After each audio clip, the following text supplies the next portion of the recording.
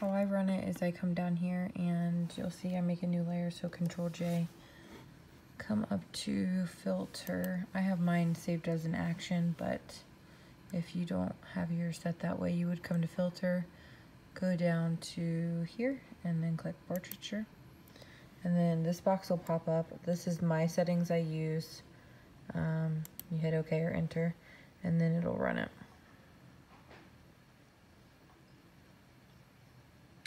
And then after it's done, it's on 100%, but I don't want it on everything. I like to leave texture in the hair, eyebrows, eyes, nose, and mouth. And then fingers and toes if you're doing a baby. So I would turn this into a layer mask. So I'd click down here.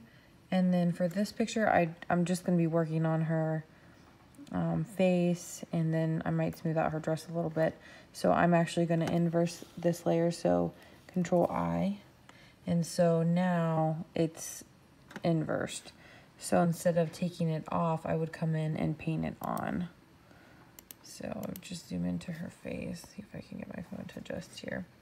And then I would use my white paintbrush. And then I would just paint it on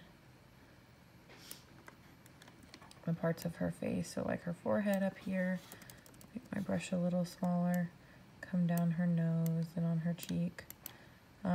But just be careful around the little creases and like hair, because you don't want to lose that texture. So you just come in and kind of paint it. I leave these laugh line type wrinkles here underneath her nose in this little area above the lip, and then on the lips I wouldn't do either. So basically just the forehead, the nose, cheeks, chin, and then I would even come down here on her neck just to kind of blend it in. And then if they have freckles and moles and stuff like that, I don't like to paint too much on that either, because I don't want to lose those details.